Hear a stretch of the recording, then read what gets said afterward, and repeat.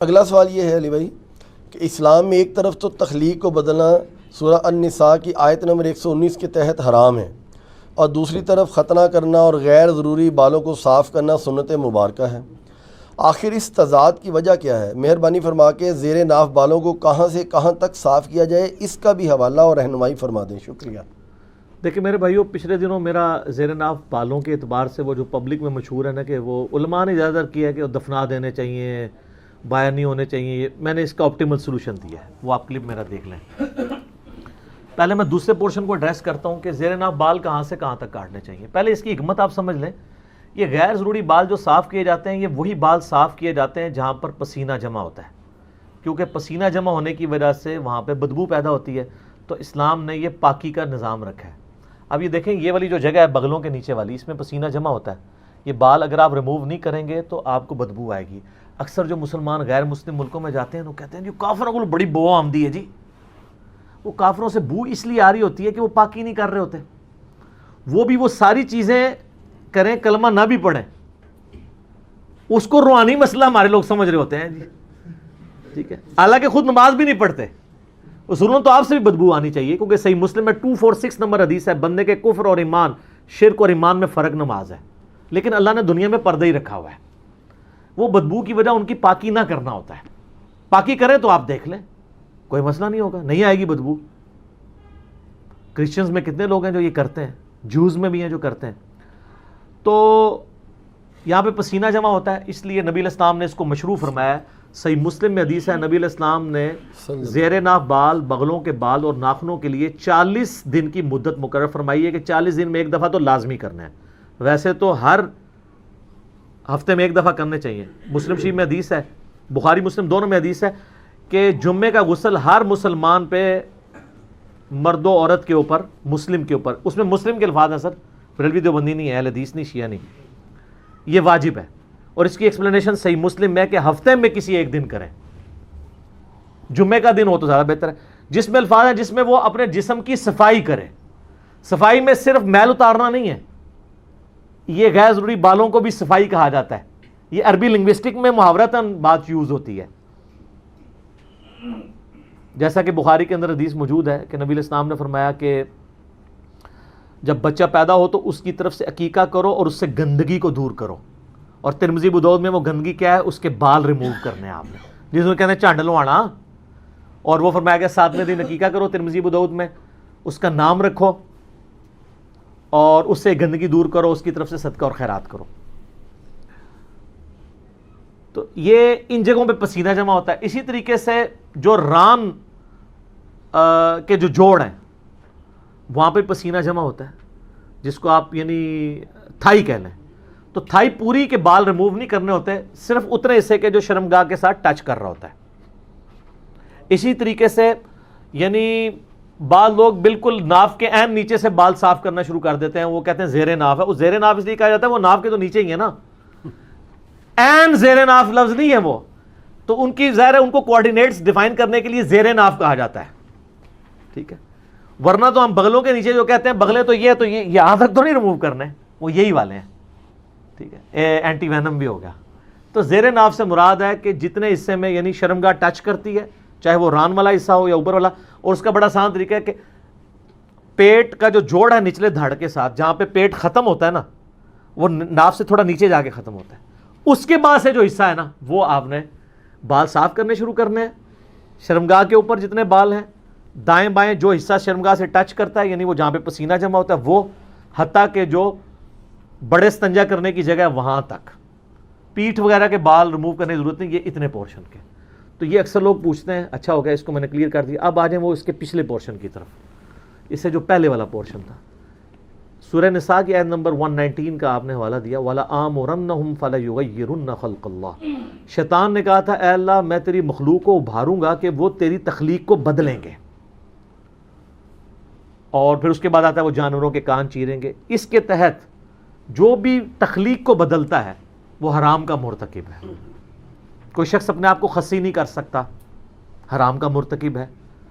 کوئی عورت ایسی ایکٹیویٹی پرفارم نہیں کر سکتی وہ مردوں کی طرح دکھے، حرام کی مرتکب ہوگی۔ بخاری مسلم کی حدیث ہے، ان عورتوں پہ لعنت جو مردوں کی مشابہت کریں، ان مردوں پر لعنت جو عورتوں کی مشابہت کریں۔ مرد کو اللہ تعالیٰ نے داڑھی دی ہے. اب داڑھی کو مڈانا قرآن حکیم میں سورہ نساء کی آیت نمبر 119 کے تحت عورتوں کی مشابہت بھی ہے اور تخلیق کو بدلنا ہے, کیونکہ عورت کی داڑھی نہیں اگی ہوئی, الٹا اس کی اگا ہے تو اس نے ریموو کرنی ہے تاکہ مردوں سے مشابہت نہ بنے. اس لیے کم از کم اتنی داڑھی رکھنا جسے عرف عام میں داڑھی کہا جائے, جس طرح آپ کی ہے یا شاید افریدی صاحب کی ہے, عامر لیاقت والی نہیں. تو وہ داڑھی جو ہے وہ آپ کو حرام کی کیٹیگری سے باہر نکال دے گی. آپ رکھیں, عورتوں سے مشابہت آپ کی نہیں ہوگی. اور مونچھیں رکھنے سے نہیں, بات کہتے ہیں مونچھیں بھی رکھ لی تو ہو جائے گی, وہ اتنے حصے میں ہوگی, ادھر پھر زنانیاں لئی کام رہے گا. پورے چہرے سے مشابہت دور کرنی ہے نا. تو وہ تخلیق بدلنا نہیں ہے. کچھ چیزیں اللہ تعالیٰ نے نیچر میں ایسی رکھی ہیں کہ جو اللہ تعالیٰ نے شرعی احکام کے طور پر نبیوں کے ذریعے فطرت کے طور پہ تعلیم کی. اللہ تعالیٰ چاہتا تو آپ ختنے سمیت بھی پیدا ہو سکتے تھے, ہو سکتے تھے نا, بے شک. لیکن اللہ تعالیٰ نے یہ ایک شرعی فریضہ رکھنے کے لیے اسی طریقے سے آپ کو پیدا کیا. دیکھیں یہ ختنے والا تو معاملہ ہی چھوٹا ہے, باقی ہر چیز پرفیکٹ ہو کے نکل. کان کسی کاٹنے پڑتے ہیں پیدائش کے بعد, ناک کو چھوٹا بڑا کرنا پڑے, یہ تو مصیبت پڑ جاتی. ختنہ ہی صرف کروانا پڑتا ہے. تو یہ اللہ تعالیٰ نے ایک دینی فریضے کے طور پہ رکھا. اللہ چاہتا تو کئی لوگ ابھی بھی ایسے ہیں جو نیچرلی پیدا ہوتے ہیں, ان کے ختنہ ہوا ہوتا ہے, وہ آپ اس کو کرامت بنا رہے ہوتے ہیں. وہ کافروں کے گھر بھی ایسے لوگ پیدا ہو جاتے ہیں, جیسے کسی کا 6 انگلیاں لگی ہوئی ہیں, وہ کہتے ہیں بڑا بزرگ ہے, وہ کوئی بغیر پیدا ہو گیا. اس طرح نہیں ہوتا. تو وہ نیچرل ہو سکتا ہے کسی کے ساتھ.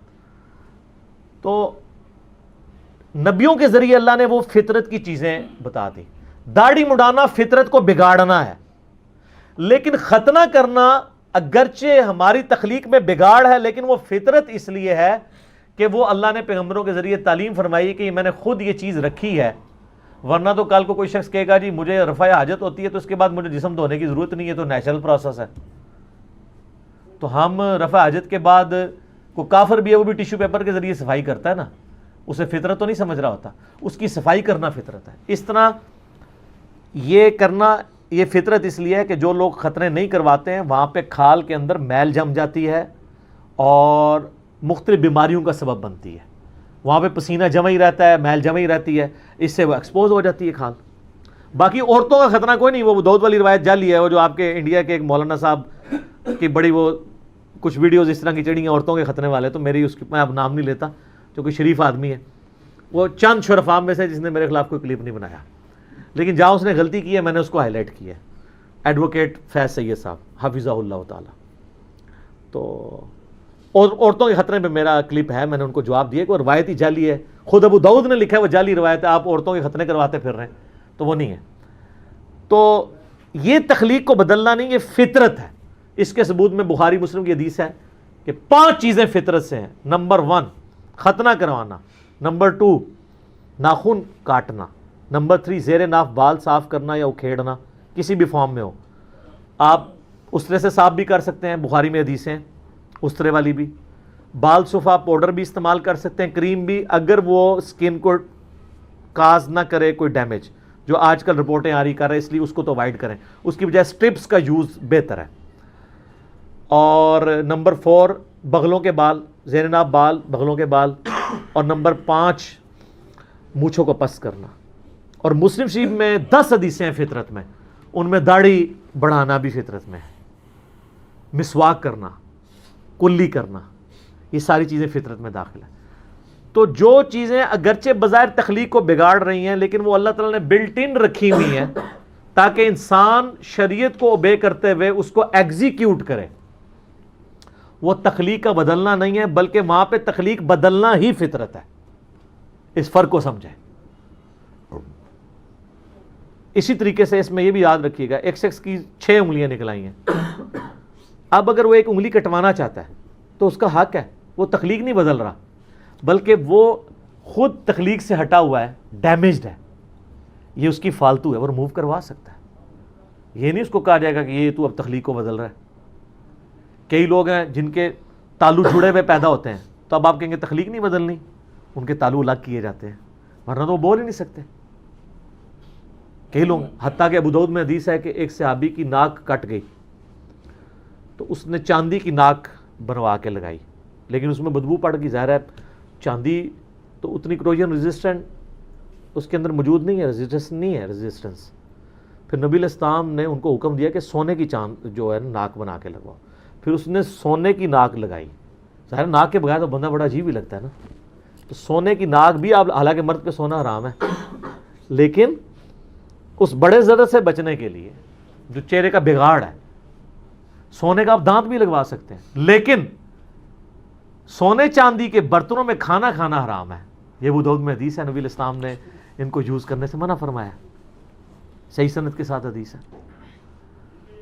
تو سونے کا دانت اگر کسی نے لگوایا ہے, اس کی وفات ہو گئی, تو اب یہ نہیں ہے کہ اس کو دانت سمیت ہی دفنا دیں, آپ دانت اتروا سکتے ہیں, کیونکہ وہ ایک قیمتی چیز ہے, اس کے ساتھ ضائع نہ کریں.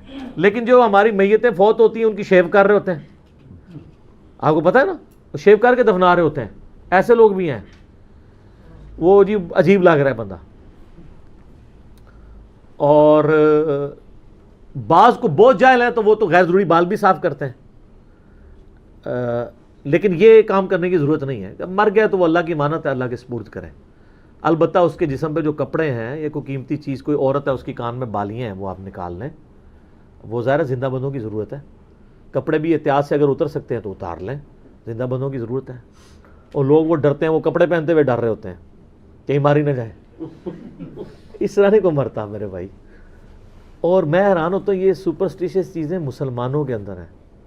وہ مسلمان جو اللہ میں بلیو کرنے والے ہیں, جو پوری دنیا کو کہہ رہے ہیں کہ جب موت آئی ہو نہ ایک لمحہ آگے ہو سکتا ہے نہ پیچھے, یہی کہتے ہیں نا, اور خود وہ میت سے ڈر رہے ہوتے ہیں. آپ کسی بندے کو نا اکیلا میت کے ساتھ چھوڑ دیں اور باقی کہیں نہیں سارے گھر والے دس جا رہے ہیں, تو انہیں اکیلا میت کے پاس بیٹھنا ہے, وہ زندگی میں اس بندے سے نہیں ڈرتا ہوگا, لیکن مرنے کے بعد ڈر رہا ہوگا.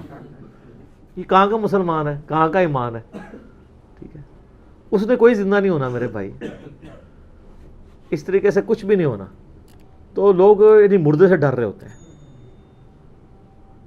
یہ ایک یعنی ایک المیہ ہے مسلمانوں کا. مغرب کی اذانیں شروع ہوا چاہتی ہیں, تو ملتے ہیں اذان مغرب کے وقفے کے بعد. ٹھیک ہے.